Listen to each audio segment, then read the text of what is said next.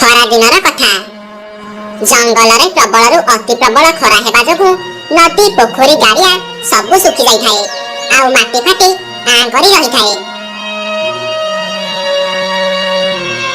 सब जीवजंतु कठू आरंभ करी कीट पतंग पर्यंत समस्ते गरम रे आउटु पाउटु हेउथांती। खरा एमिति हेउथिला जे लागुथिला जेमिति सूर्य देवता सही जंगल उपरे कोप करिसंती। भीषण खरा भୟରେ सब जीवजंतु माने निजे निज गुंफारू बाहरिबाकू नाराज थिले। लागुथिला जेमिति समस्ते निजे निज गुंफारे रही बरसा रानी को डाकुछंती। सही जंगल रे रहुथाए गोटिए पिंपुड़ी दिए।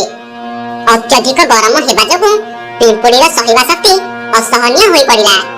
शोषरे ता तंटी सुखी गला। से देखे तो ता आख पाखरे केउटी भी पानी नथिला। निजर शोष मेंटाइबा पई पिंपुड़ीटी पानी खोजिबारे लागि पड़िला। से एमिति चाली चाली जंगल बाहर चली गला। हेले ताको केउटी भी टोपाई पानी मिलिलानी।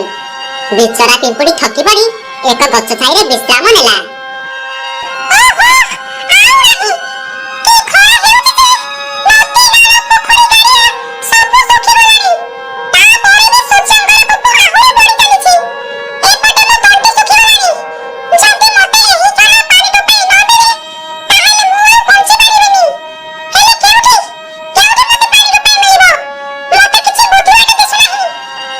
पिंपुड़ीटी एहा कही एपट सेपट करी चाहिबाकू लागिला।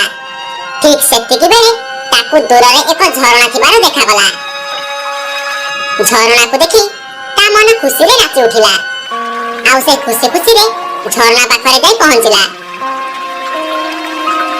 पिंपुड़ीटी झरणा पाखरे पहुंची देखिला ता आगरे पानी अछि।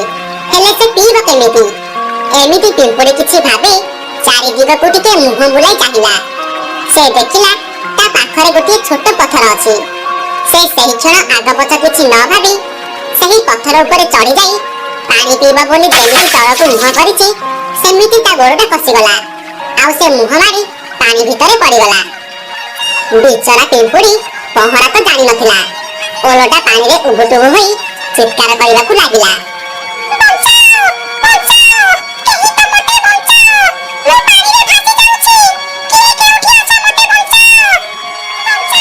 पिंपुड़ीटी एमिति बहुत समय जाए पानी रे भासी भासी कांदी कांदी बहुत चित्कार करुथाए।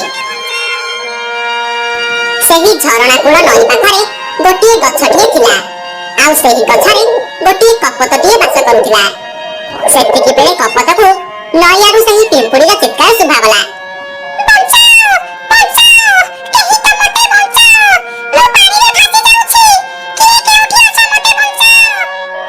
पिंपुड़ीटी को नई रे भासी जाउथिबार देखि कपत मनरे भारी दया आसिला। आउ से संगे संगे पिंपुड़ी को केमिति उद्धार करिबा सेति पई एक उपाय बांचिला। कपतटी सही गछरु एक पत्र तोड़ी उड़ी उड़ी जाई पिंपुड़ी आकरे सही पत्रटी पकाई देला। पिंपुड़ी तू जेते शीघ्र पारुछु से पत्र ऊपर को चढ़ी उठिया।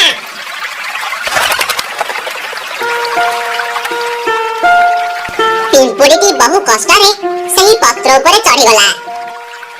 पत्रटी भासी भासी जाई किछि समय भितरे नई कूଳରେ पहुंची गला। आगरु कपतटी उड़ी जाई कूଳରେ पिंपुड़ी को अपेक्षा करिथिला। पिंपुड़ी कपत पाखକୁ जाई कहिला, कपत भाई तुमको बहुत बहुत धन्यवाद। तुम जोगु मु आज मरु मरु बंची गली। तुमे मोर एते बड़ उपकार करिलो। ता बदले मु भी तुमको किछि साहाय्य करिबाकू चाहुछि। तुमरा जदि केबे किछि साहाय्य करिबो ताहाले मते कहिबो। मु तुमको निश्चय साहाय्य करिबि। तू तो एरिकी बकुटे जीव। तू कोन मते साहाय्य करिबो? जा जा। एहा कहि कपत सेठू उड़ी चलिला।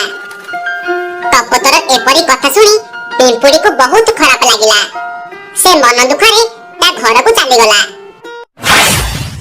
एमिति किछि दिन बीती गला। दिने गोटिए शिकारी सही नदी कूल को शिकार करिबा पई आसिला। हेले ताको केही भी शिकार मिलिलेनी। से मन दुखरे घर को फेरुथिबा बेले हठात तार नजर सही कपत ऊपर पड़िला। शिकारी के सही कपत को देखि बहुत खुशी होई गला। अरे वाह फूल गोपाल ଖାଲି ହାତରେ ଏଇନା ଘରକୁ ଫେରିଥାନ୍ତି।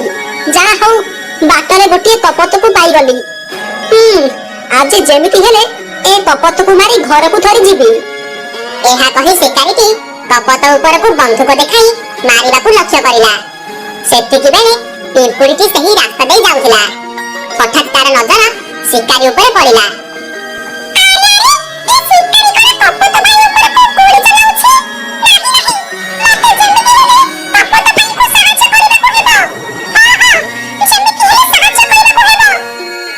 ଏମିତି କହି ପିମ୍ପୁଡ଼ିଟି ଶୀଘ୍ର ଯାଇ ଶିକାରୀର ଗୋଡ଼କୁ କାମୁଡ଼ି ଦେଲା। ପିମ୍ପୁଡ଼ିଟି କାମୁଡ଼ିବା ଦ୍ୱାରା ଶିକାରୀର ଲକ୍ଷ୍ୟଭେଦ ଅଲଗା ହୋଇଗଲା। ଆଉ ଗୁଳିଟି ଯାଇ ଅନ୍ୟ ଏକ ଡାଳରେ ବାଜିଲା। ଗୁଳି ଶବ୍ଦରେ କପତଟି ଶୀଘ୍ର ସେଠୁ ଉଡ଼ି ଚାଲିଗଲା। ଆଉ ପଛକୁ ବୁଲି ଦେଖିଲା ତ ସେହି ପିମ୍ପୁଡ଼ି ଆସି ତାକୁ ରକ୍ଷା କରିଛି।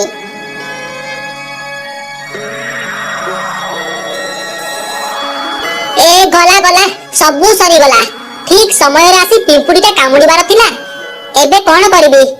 କେତେ କଷ୍ଟରେ କପତଟା ମିଳିଥିଲା। ଗଲା, ସବୁ ଗଲା। ହାତରୁ ଗଲା ଖସି। ଏବେ ତାରା ଗଣୁଥିବି ବସି। ହଉ, କଣ କରିବା? ଏଇନା ଖାଲି ହାତରେ ଘରକୁ ଫେରିବାକୁ ପଡ଼ିବ ଆଉ।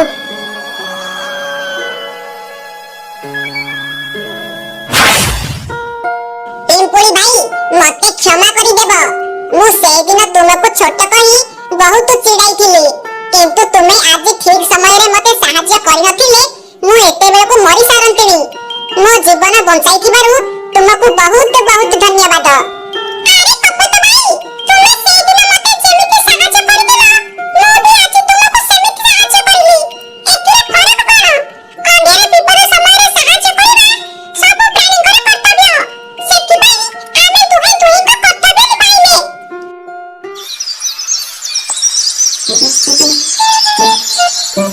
এই কাহানী ହେଉଛି ଦୁଇଟି ପିମ୍ପୁଡ଼ିର। ଗୋଟିଏ ପିମ୍ପୁଡ଼ିର ନାମ ହେଉଛି ରଙ୍ଗୀନ, ଯିଏକି ଚିନି ପାହାଡ଼ରେ ବାସ କରୁଥିଲା। ତାର ଚାରିଦିଗରେ ଖାଲି ଚିନି ହିଁ ଚିନି ଥିଲା। ଆଉ ଅନ୍ୟ ଏକ ପିମ୍ପୁଡ଼ିର ନାମ ହେଉଛି କାଳିଆ, ଯିଏକି ଲୁଣ ପାହାଡ଼ରେ ବାସ କରୁଥିଲା। ଆଉ ତାର ଚାରିଦିଗରେ ଖାଲି ଲୁଣ ହିଁ ଲୁଣ ଥିଲା। ଦୁଇଟି ପିମ୍ପୁଡ଼ି ମଧ୍ୟରୁ ରଙ୍ଗୀନ ପିମ୍ପୁଡ଼ିଟି ବହୁତ ଚାଲାକ ଥିଲା, କାରଣ ସେ ସବୁ ସ୍ୱାଦର ଖାଦ୍ୟକୁ ଚାଖି ସାରିଥିଲା। ସେ ପ୍ରଥମେ ଲୁଣ ପାହାଡ଼ରେ ବାସ କରୁଥିଲା। ପରେ ଯେତେବେଳେ ସେ ଖଟା ପାହାଡ଼ରେ ବାସ କରିଲା, ତାକୁ ଆଉ ସେହି ଲୁଣ ପାହାଡ଼ ଭଲ ଲାଗିଲା ନାହିଁ। ଏମିତି କିଛି ଦିନ ସେ ଖଟା ପାହାଡ଼ରେ ବାସ କରିଲା। ଦିନେ ସେ ବୁଲୁ ବୁଲୁ ତା ପାଟିରେ ଚିନି ଖଣ୍ଡକ ପଡ଼ିଗଲା। ଚିନିର ସ୍ୱାଦ ଚାଖି ସେ ସେହି କ୍ଷଣ ଖଟାକୁ ବି ଭୁଲିଗଲା। ଆରେ ବାଃ, କି ସ୍ୱାଦ! ଏ ସ୍ୱାଦ ଆଗରେ ତ ଖଟା ଆଉ ଲୁଣ ଫିକା ପଡ଼ିଯିବ। ମତେ ଲାଗୁଛି ୟାଠୁ ମିଠା ବୋଧେ ଆଉ କିଛି ବି ନାହିଁ। ଯାଉଛି, ଆଜିଠୁ ମୁଁ ଚିନି ପାହାଡ଼ରେ ବାସ କରିବି। ଆଉ ସବୁଦିନ ଏମିତି ମିଠା ମିଠା ଚିନି ଖାଇବି। ଏମିତି ସେହି ଦିନଠୁ ରଙ୍ଗୀନ ପିମ୍ପୁଡ଼ି ଚିନି ପାହାଡ଼ରେ ବାସ କରିଲା। ଧୀରେ ଧୀରେ କିଛି ଦିନ ବିତିଗଲା। ରଙ୍ଗୀନ ପିମ୍ପୁଡ଼ିକୁ ସେହି ଚିନି ପାହାଡ଼ରେ ରହି ରହି ବହୁତ ବୋର୍ ଲାଗିଲା, କାରଣ ସେ ଯେଉଁଠି ବାସ କରୁଥିଲା ତା ଆଖପାଖରେ କେହି ବି ପିମ୍ପୁଡ଼ି ବାସ କରୁନଥିଲେ। ଫଳରେ ରଙ୍ଗୀନ ପିମ୍ପୁଡ଼ିକୁ କେହି ସାଥିଟିଏ ବି ମିଳୁନଥିଲେ। ଦିନେ ରଙ୍ଗୀନ ପିମ୍ପୁଡ଼ିଟି ତା ଗୁମ୍ଫା ଭିତରେ ରହି କିଛି ଭାବିବାକୁ ଲାଗିଲା। ଏ ଚିନି ଏତେ ସ୍ୱାଦ ଯେ ମୁଁ ଖଟା ଆଉ ଲୁଣ ପାହାଡ଼ ଛାଡ଼ି ଏଠାକୁ ଆସିଲି। ଏ ଚିନି ତ ବହୁତ ସ୍ୱାଦିଷ୍ଟ, ହେଲେ ଏଠାକୁ ଅନ୍ୟ ପିମ୍ପୁଡ଼ିମାନେ କାହିଁକି ଆସୁନାହାନ୍ତି? ଯଦି ଏ ଚିନି ପାହାଡ଼କୁ ବି ସବୁ ପିମ୍ପୁଡ଼ି ଆସିଥାନ୍ତେ, ତାହେଲେ ମତେ ଆଉ ଜମା ବୋର୍ ଲାଗନ୍ତାନି। ମତେ ଖେଳିବାକୁ ଆଉ ବୁଲିବାକୁ ସାଥିଟିଏ ମିଳିଯାନ୍ତା। ମତେ ଯେମିତି ହେଲେ ସାଥିଟିଏ ଦରକାର। ଯାଉଛି, ବାହାରେ ବୁଲାବୁଲି କରିବି। ଯଦି କେହି ବି ପିମ୍ପୁଡ଼ି ଭେଟ ହୁଏ, ତାହେଲେ ତାକୁ ମୋ ଗୁମ୍ଫାକୁ ଡାକି ଚିନିର ସ୍ୱାଦ ଚଖାଇବି। ଏହା ପରେ ରଙ୍ଗୀନ ପିମ୍ପୁଡ଼ି ବାହାରେ ବୁଲାବୁଲି କରିବାକୁ ଚାଲିଗଲା। ସେ ଯେମିତି କିଛି ବାଟ ଯାଇଛି, ହଠାତ୍ କଳାହାଣ୍ଡିଆ ମେଘ ଢାଙ୍କି ବର୍ଷା ହେବାକୁ ଲାଗିଲା।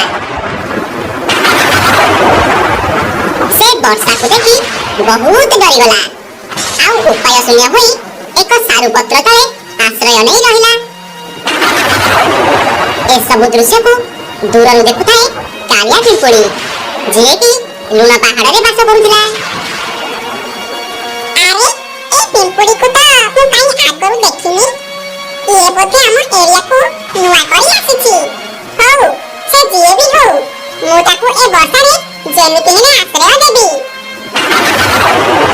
ପିମ୍ପୁଡି ଭାଇ, ଓ ପିମ୍ପୁଡି ଭାଇ, ଏ ଗଛ ପାଖକୁ ଜଲ୍ଦି ଆସିଯାଅ। ମୁଁ ତୁମକୁ ମୋ ଘରେ ଆଶ୍ରୟ ଦେବି। ଆରେ ସେଠି ମତେ କିଏ ଡାକୁଛି ନା କଣ? ହଉ ଯାହା ହଉ, ଲାଗୁଛି ମତେ ସେଠି ଟିକେ ଆଶ୍ରୟ ମିଳିଯିବ। ପିମ୍ପୁଡି ଭାଇ, ଓ ପିମ୍ପୁଡି ଭାଇ, ଆରେ ଏଠାକୁ ଆସ। ହଁ ହଁ, ଯାଉଛି ଯାଉଛି। ଏହା ପରେ ରଙ୍ଗିନ ପିମ୍ପୁଡି କାଳିଆ ପିମ୍ପୁଡି ପାଖକୁ ଯିବାକୁ ଲାଗେ। ଆଉ କାଳିଆ ପିମ୍ପୁଡି ରଙ୍ଗିନ ପିମ୍ପୁଡିକୁ ତା ଘରେ ଆଶ୍ରୟ ଦିଏ। ପିମ୍ପୁଡି ଭାଇ, ମୁଁ ତ ତୁମକୁ ଆଗରୁ କେବେ ଦେଖିନି। ତୁମେ କେଉଁଠି ରହୁଛ? ମୁଁ ଚିନି ପାହାଡ଼ରେ ରହୁଛି। ତୁମେ ଯେମିତି ତୁମ ଚାରି ପାଖରେ ଲୁଣ ରଖି ଲୁଣ ପାହାଡ଼ରେ ରହୁଛ, ସେମିତି ମୁଁ ମୋ ଚାରି ପାଖରେ ଚିନି ରଖି ଚିନି ପାହାଡ଼ରେ ରହୁଛି। ଚିନି ପାହାଡ଼? ସେଇଟା ପୁଣି କଣ? କାଳିଆ ପିମ୍ପୁଡି ଜନ୍ମରୁ ଲୁଣ ପାହାଡ଼ରେ ରହୁଥିବାରୁ ସେ ଚିନି ବିଷୟରେ କିଛି ବି ଜାଣିନଥିଲା। ଚିନିକୁ ତୁମେ ଜାଣିନ? ଚିନି ହେଉଛି ସବୁଠାରୁ ମିଠା ଆଉ ସୁସ୍ୱାଦୁ ଖାଦ୍ୟ। ସତରେ ଚିନି ସବୁଠାରୁ ମିଠା? ମାନେ ମୋ ଲୁଣଠାରୁ ମଧ୍ୟ?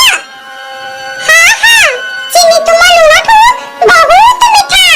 ଚିନି ନା ପାଟିରେ ଧରିଲେ ହିଁ ମୋ ପାଟିରେ ଲାଳ ନିକଳି ଯାଉଛି। ସାଙ୍ଗ, ତୁମେ କାଲି ସକାଳୁ ସକାଳୁ ମୋ ଘରକୁ ଆସ। ମୁଁ ତୁମକୁ ଚିନିର ସ୍ୱାଦିଷ୍ଟ ଚଖାଇ ଦେବି।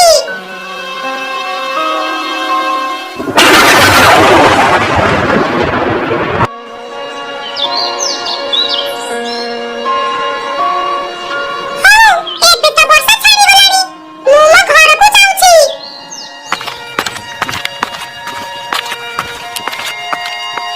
ସାଙ୍ଗ, ଶୁଣ, ତୁମେ କାଲି ଯେମିତି ହେଲେ ମୋ ଘର ଆଡ଼କୁ ଆସିବ, ହେଲା?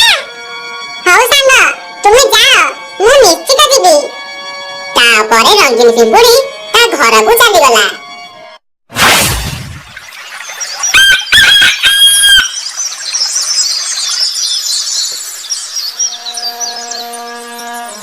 ସକାଳୁ ସକାଳୁ କାଳିଆ ପିମ୍ପୁଡି ତା ସାଙ୍ଗର ଘରକୁ ଯିବାକୁ ବାହାରି ପଡ଼ିଲା। କିନ୍ତୁ ତା ମନରେ କିଛି ଡାଉଟ ଆସିଲା। ଆରେ ମୁଁ ସିନା ଚିନି ପାହାଡ଼କୁ ଯିବି ହେରି, ହେଲେ ସେ ଚିନିକୁ ତ ଆଗରୁ ମୁଁ କେବେ ଦେଖିନି କି ଜାଣିନି। ଯଦି ସେ ଚିନି ମତେ ଭଲ ନ ଲାଗେ, ତାହେଲେ ମୁଁ ଖାଇବି କଣ?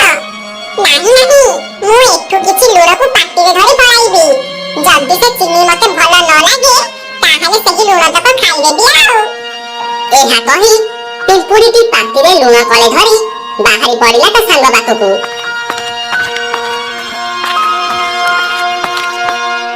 ଆରେ ସାଙ୍ଗ, ତୁମେ ଆସିଗଲ। ଆସ ଆସ, ଭିତରକୁ ଆସ। ତାପରେ ରଙ୍ଗିନ ପିମ୍ପୁଡି ତା ସାଙ୍ଗକୁ ଡାକି ନେଇ ତା ଘର ଭିତରକୁ ଗଲା। ଆଉ ତା ସାଙ୍ଗକୁ ଚିନିର ସ୍ୱାଦ ଚଖାଇଲା। କାଳିଆ ପିମ୍ପୁଡି ଚିନିକୁ ଚାଖିଲା ପରେ ମଧ୍ୟ ତାକୁ ଚିନିର ସ୍ୱାଦ ମିଠା ବୋଲି ଜଣା ପଡ଼ିଲା ନାହିଁ। ତାକୁ ଲୁଣ ଆଉ ଚିନିର ସ୍ୱାଦ ଏକା ଭଳି ଜଣା ପଡ଼ିଲା। ଆରେ ସାଙ୍ଗ, ତୁମେ ତ କହିଥିଲ ଚିନିର ସ୍ୱାଦ ଲୁଣର ସ୍ୱାଦଠୁ ଅଧିକ ସ୍ୱାଦିଷ୍ଟ। ହେଲେ ମତେ ତ ଚିନିଟା ଲୁଣ ଖାଇଲା ଭଳି ଲାଗିଲା। କଣ ହେଲା? ତୁମକୁ ଚିନିଟା ଲୁଣ ଖାଇଲା ଭଳି ଲାଗିଲା? ଲାଗୁଛି କିଛି ତ ଗଡ଼ବଡ଼ ଅଛି। ଆରେ ସାଙ୍ଗ, ତୁମେ କାଇଁ ତୁମ ପାଟିଟା ଟିକେ ଖୋଲିଲ? ପାଟି ଖୋଲିବି? ହଉ ହଉ।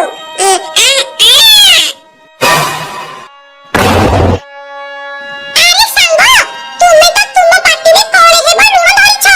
ଏଥିରେ ଚିନି ଖାଇଲେ ତୁମକୁ କୁଆଡ଼ୁ ମିଠା ଲାଗିବ? ଯାଅ, ସେ ଲୁଣ ଯାକ ଛେପି କରି ଆସ। ଓ ଶିଟ୍, ମୁଁ ତ ପାଟିରେ ଲୁଣ ଧରିଛି ବୋଲି ପୁରାପୁରି ଭୁଲି ଯାଇଥିଲି। ଏହା କହି କାଳିଆ ପିମ୍ପୁଡି ପାଟିରେ ଧରିଥିବା ଲୁଣ ଯାକ ଛେପି କରି ଆସି ପୁଣି ଥରେ ଚିନି ଖାଇବାକୁ ଲାଗିଲା। ସେ ଯେମିତି ଚିନିକୁ ଖାଇଛି ସେ ସବୁ ସ୍ୱାଦ ଭୁଲିଗଲା। ଆରେ ୱାଃ, ଚିନି ସତରେ ଏତେ ମିଠା ହୋଇଥିବ ବୋଲି ମୁଁ ସ୍ୱପ୍ନରେ ବି ଭାବିନଥିଲି। ଦେଖିଲ ତ ସାଙ୍ଗ, ଚିନିର ସ୍ୱାଦ କେତେ? ତୁମେ ଲୁଣ ଖାଇ ଖାଇ ଗୋଟେ ଜାଗାରେ ସୀମିତ ହୋଇ ରହିଯାଇଥିଲ। ଆଜି ଚିନିର ସ୍ୱାଦ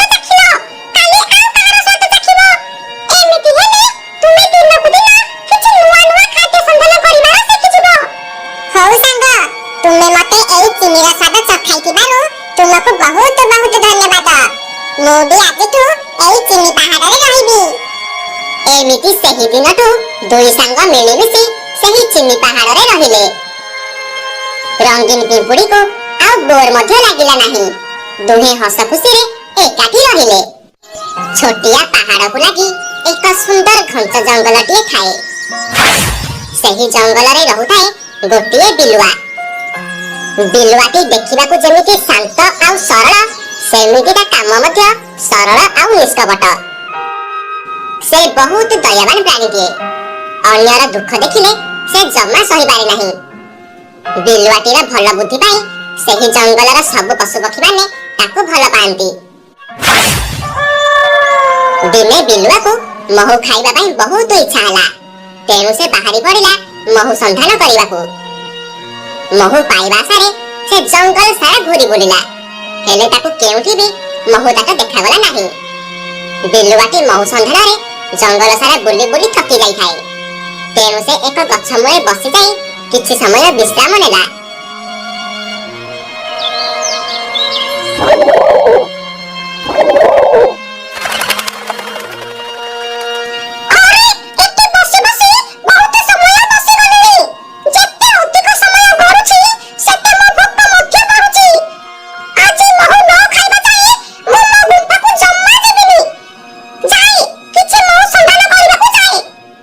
ଏମିତି କହି ବିଲୁଆଟି ପୁଣି ଥରେ ମହୁ ସନ୍ଧାନ କରିବାରେ ଲାଗି ପଡ଼ିଲା। ସେ ଯେମିତି କିଛି ବାଟ ଯାଇଛି, ତାକୁ ନଦିଆରୁ କାହାର ଗୋଟେ କାନ୍ଦଣା ଶବ୍ଦ ଶୁଭାଗଲା।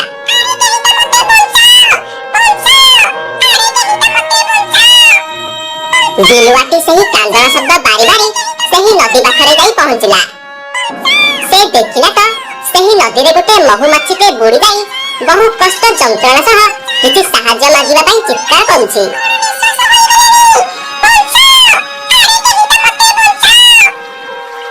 ବିଲୁଆ ତ ବହୁତ ଦୟାବାନ ଥିଲା। ତେଣୁ ସେ ମହୁମାଛିଟିର ଏଭଳି କଷ୍ଟ ଯନ୍ତ୍ରଣା ଦେଖି ସହିପାରିଲା ନାହିଁ। ସେ ସଙ୍ଗେ ସଙ୍ଗେ ପାଖ ଗଛରୁ ଏକ ପତ୍ରକୁ ତୋଳି ଆଣି ସେହି ମହୁମାଛି ପାଖକୁ ପକାଇଲା। ମହୁମାଛିଟି ବହୁ କଷ୍ଟରେ ସେହି ପତ୍ର ଉପରେ ଚଢ଼ି କୂଳରେ ଆସି ପହଞ୍ଚିଲା। ହେଲେ ମହୁମାଛିଟି ବହୁତ ସମୟ ପାଣିରେ ବୁଡ଼ି ରହିଥିବାରୁ ତାର ପରଗୁଡ଼ିକ ଓଦା ହୋଇଯାଇଥିଲା, ଆଉ ସେ ଟିକେ ଅସୁସ୍ଥ ହୋଇପଡ଼ିଥିଲା। ତେଣୁ ସେ କିଛି ସମୟ ସେହି ଗଛ ମୂଳେ ବିଶ୍ରାମ କରିଲା। ଆଉ ବିଲୁଆ ମହୁମାଛିଟିର ଦେହ ସୁସ୍ଥ ହେବା ପର୍ଯ୍ୟନ୍ତ ତାକୁ ଅପେକ୍ଷା କରି ରହିଲା। କିଛି ସମୟ ଭିତରେ ମହୁମାଛିଟି ସମ୍ପୂର୍ଣ୍ଣ ଭାବେ ଠିକ୍ ହୋଇଗଲା, ଆଉ ଖୁସି ଖୁସିରେ ଉଡ଼ି ଉଡ଼ି ବିଲୁଆକୁ ଧନ୍ୟବାଦ ଜଣାଇଲା।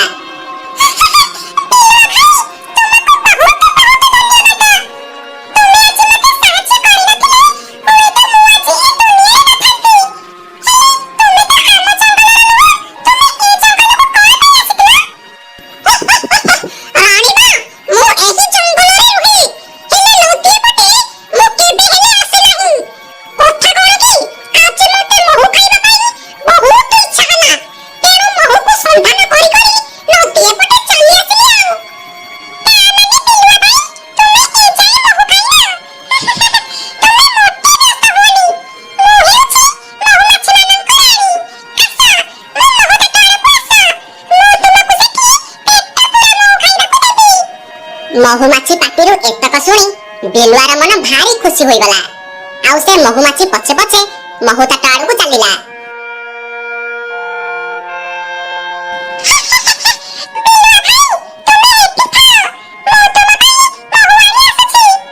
ତାପରେ ରାଣୀ ମହୁମାଛି ସେହି ଗଛ ଉପରେ ଥିବା ମହୁତାଟକୁ ମହୁ ଆଣିବାକୁ ଚାଲିଗଲା।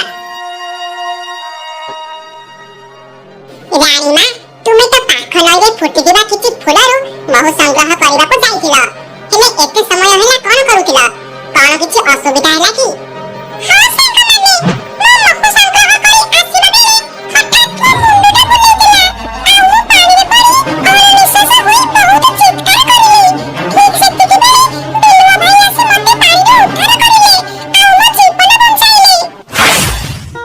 ଶୁଣ ସାଙ୍ଗମାନେ, ସେ ବିଲୁଆ ଭାଇ ଜଣକ ମୋତେ ଆଜି ସାହାଯ୍ୟ ନ କରିଥିଲେ ମୁଁ ଆଜି ଏଠି ଆଉ ନଥାନ୍ତି। ସେ ଏବେ ମହୁ ଖାଇବା ପାଇଁ ଘରେ ଅପେକ୍ଷା କରିଛନ୍ତି। ନିଅ, ତାକୁ ଯେତେ ଇଚ୍ଛା ସେତେ ମହୁ ଖାଇବାକୁ ଦିଅ। ହଉ ରାଣୀ ମା।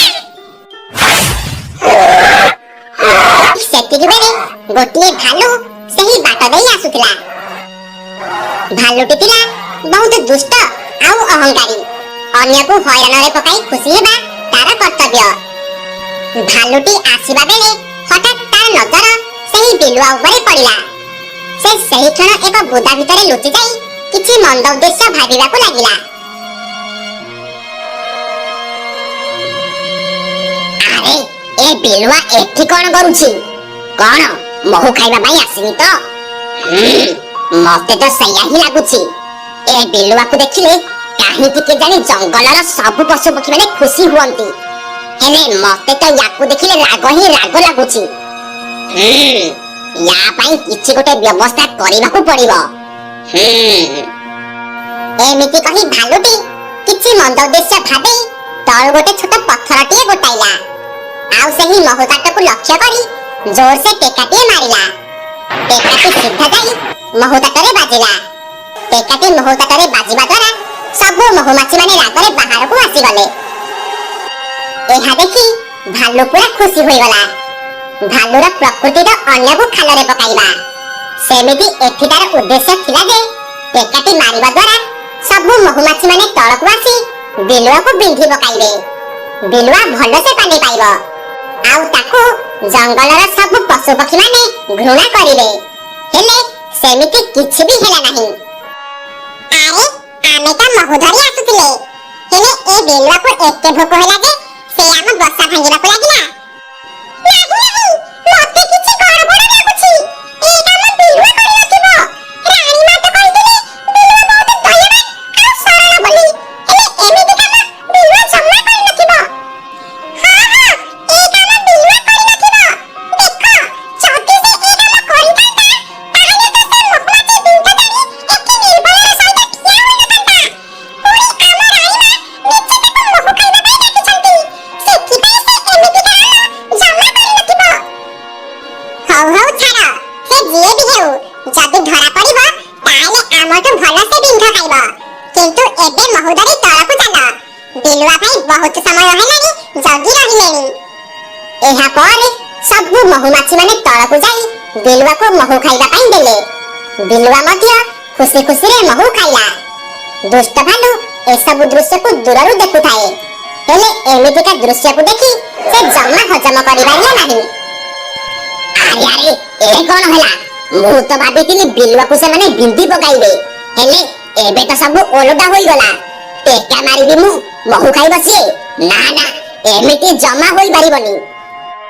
ଭାଲୁଟି ଏତିକି କହି ବୁଦା ଗହଳରୁ ବାହାରି ପଡ଼ିଲା ଆଉ ଗର୍ଜନ କରି କହିଲା, ଆରେ ନା ନା, ଏସବୁ ଯାହା ହେଉଛି କିଛି ଠିକ ହେଉନାହିଁ। ଟେକା ମାରିବି ମୁଁ, ମହୁ ଖାଇବ ସିଏ? ଆରେ ମୁଁ ଟେକା ମାରିଛି, ମତେ ମହୁ ଖାଇବାକୁ ଦିଅରେ। ଯଦି ମତେ ଏହି କ୍ଷଣ ମହୁ ଖାଇବାକୁ ନ ଦିଅ ତାହେଲେ ମୁଁ ତୁମ ମାନଙ୍କ ବସା ଭାଙ୍ଗି ଚୁରମାର କରିଦେବି। ଆଚ୍ଛା, ତାହେଲେ ଏ ଦୁଷ୍ଟ ଭାଲୁ ଆମ ବସା ଭାଙ୍ଗି ବସିଥିଲା। ଆମେ ତୁଚ୍ଛାଟାରେ ଏ ବିଲୁଆ ଭାଇକୁ ଦୋଷ ଦେଉଥିଲେ। ତାହେଲେ ଆଉ କଣ କହୁଛ ଭାଇମାନେ? ଏ ଦୁଷ୍ଟ ଭାଲୁକୁ ଏମିତି ମହୁ ଚଖାଇବା ଯେ ସେ ଯେମିତି ଜୀବନରେ ଆଉ ମହୁ ନା ପାଟିରେ ଧରି ପାରିବନି। ଏହା ପରେ ସବୁ ମହୁମାଛି ମାନେ ଏକାଠି ହୋଇ ଭାଲୁ ଉପରକୁ ଆକ୍ରମଣ କଲେ। ଆରେ ମୁଁ ତ ଏମାନଙ୍କୁ ମହୁ ଖାଇବାକୁ ମାଗିଲି, ଏମାନେ କଣ ରାଗିକି ମୋ ଆଡେ ଆସିଲେଣି? ନାହିଁ, ସେମାନେ ମତେ ବିନ୍ଧିବା ଆଗରୁ ମୁଁ ଏ ଜାଗା ଛାଡ଼ି ଚାଲିଯିବାଟା ଭଲ ହେବ। ଦୁଷ୍ଟ ଭାଲୁକୁ ଆଉ ବୁଦ୍ଧି ବାଟ ଦିଶିଲା ନାହିଁ। ସେ ଏକପଟିଆ ଦୌଡ଼ିବାକୁ ଲାଗିଲା।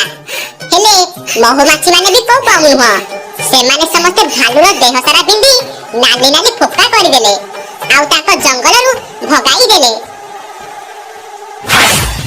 ସେହି ଦିନଠୁ ଭାଲୁ ସେହି ଜଙ୍ଗଲ ଛାଡ଼ି ଚାଲିଗଲା ଆଉ ଫେରିବାର ନା ଗନ୍ଧ ଧରିଲା ନାହିଁ।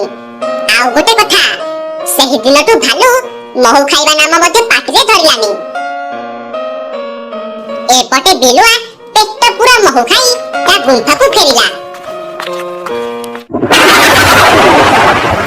ଥରେ ଅଗନା ଅଗନି ବନସ୍ତରେ 7 ଦିନ ଧରି ଝଡ଼ ବର୍ଷା ହେବାକୁ ଲାଗିଲା।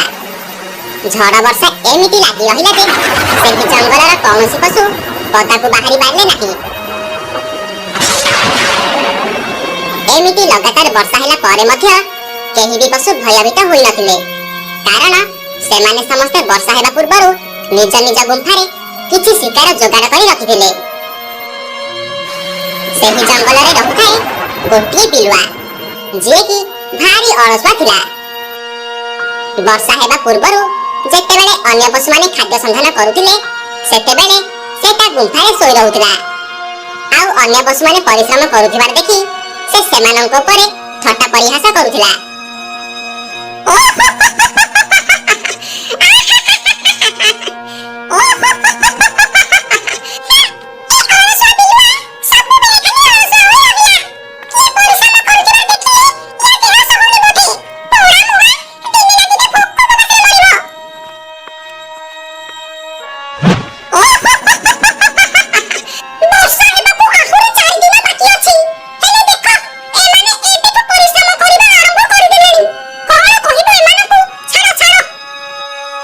ଏମିତି କହି ବିଲୁଆ ଆଉ ଟିକେ ଆଗକୁ ଗଲା। ସେ ଦେଖିଲା ସେହି ଜଙ୍ଗଲର ରାଜା ବାଘ ପାଟିରେ କିଛି ଶିକାର ଧରି ତା ଆଡ଼କୁ ଆସୁଛି। ବାଘର ପାଟିରେ କିଛି ଶିକାରକୁ ଦେଖି ବିଲୁଆ ଫେଁ କରି ହସିଦେଲା ଆଉ କହିଲା, ଛି ଛି, ଲଜ୍ଜା, ଘୋର ଲଜ୍ଜା। ହଏ ବାଘ ମାମୁଁ, ତୁମେ ପରା ଜଙ୍ଗଲର ରାଜା। ଶେଷରେ ତୁମେ ବି ଅନ୍ୟ ପଶୁଙ୍କ ଭଳି ଶିକାର ଖୋଜିବାରେ ଲାଗି ପଡ଼ିଲ। ଚୁପ୍, ଏକଦମ ଚୁପ୍। ହଇରେ କର୍ମଠ ବିଲୁଆ, ମୁଁ ଜଙ୍ଗଲର ରାଜା ହେଲି ବୋଲି ମୋର କଣ କିଛି ଜୀବନ ଯାପନ ନାହିଁ ନା କଣ? ମୁଁ ଯଦି ରାଜା ଭାବି କିଛି ଖାଦ୍ୟ ସଞ୍ଚୟ ନ କରି ଗୋଟେ ଜାଗାରେ ବସି ରହିବି, ତାହେଲେ ବର୍ଷା ହେଲେ ଖାଇବି କଣ? ବର୍ଷା?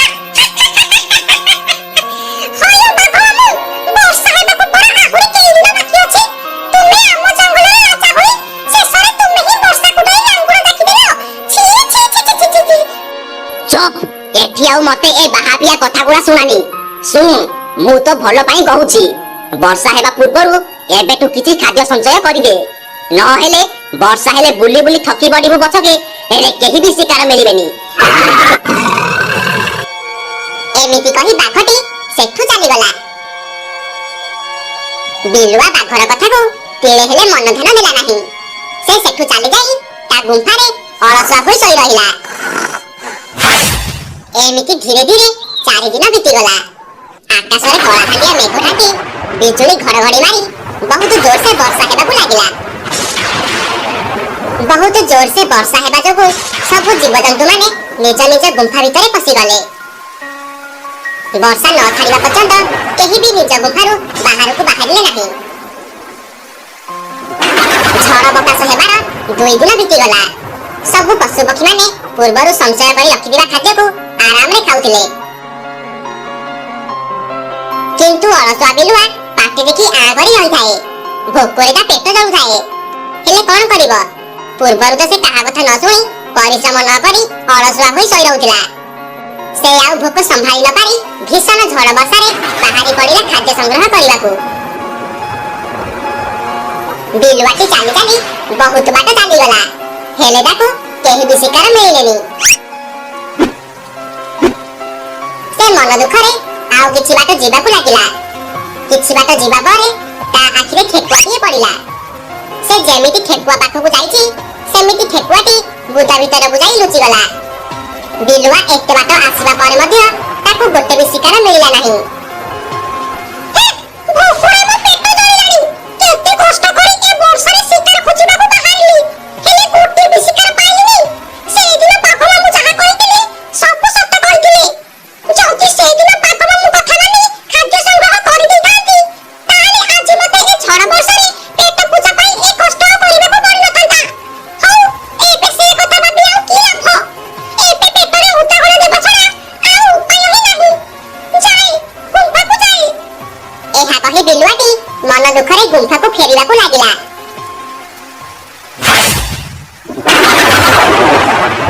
ଏଇଠି ଶୁଣ, ଏବେ ତ ଆଉ 5 ଦିନ ପର୍ଯ୍ୟନ୍ତ ବର୍ଷା ଛାଡ଼ିବାର ନାଁ ଗନ୍ଧ ଆଉ ଧରିବନି। ହେଇକି ଏଇ 2ଟା ଠେକୁଆ ଶିକାର କରି ଆଣିଛି। ଏଇ 5 ଦିନରେ 2ଟା ଠେକୁଆ ହିଁ ଖାଇ ଚଳିଯିବା। ହେଇକି ଶୁଣ, 2 ଦିନ ହେଲାଣି ଗୁମ୍ଫାରେ ନିଆଁ ଟିକେ ନାହିଁ।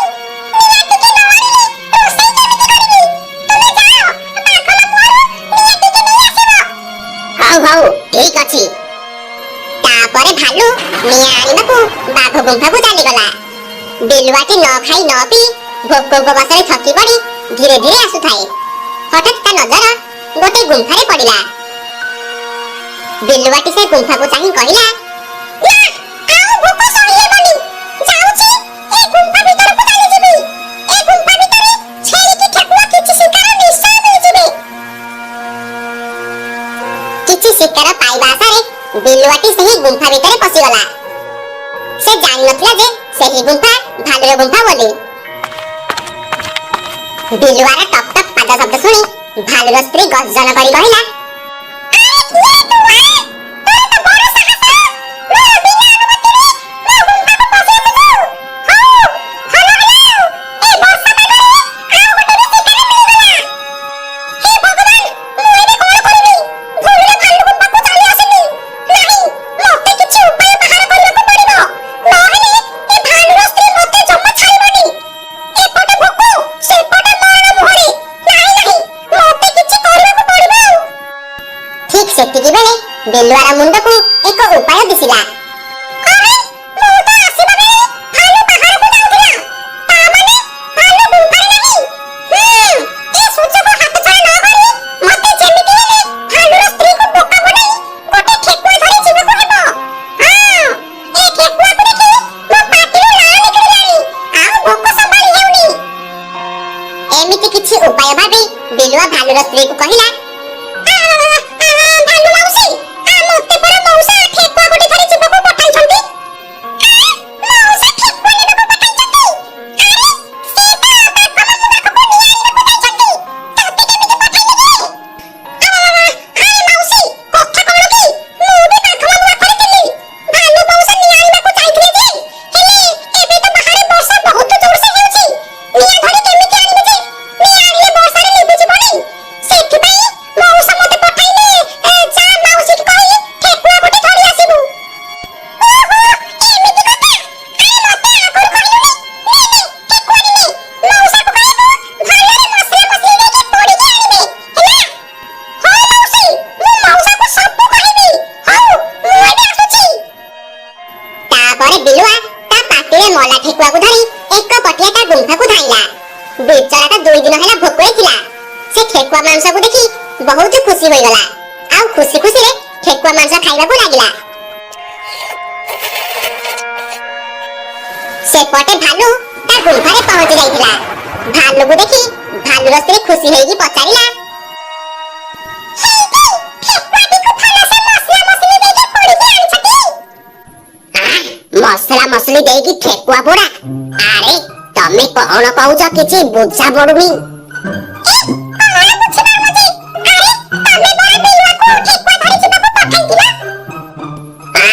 मु बिलुआ को पठाइथिली माने हे भगवान गला तमे से अरसुआ दुष्ट बिलुआ को ठेकुआ देई देलो, गला सबु सरी गला। केते कष्ट रे शिकार करी धरि आसीथिले ठेकुआटी को तुमे ताकू सबु देई देलो। अरे से तमको बोका बनेई चली गला, मु एबे कोन करिबी?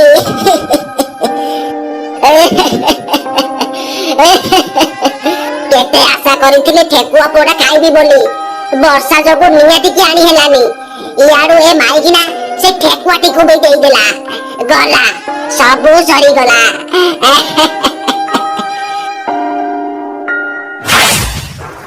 सेपटे बिलुआ ठेकुआ शिकार पाई बहुत खुशी खाउथाए। ओहो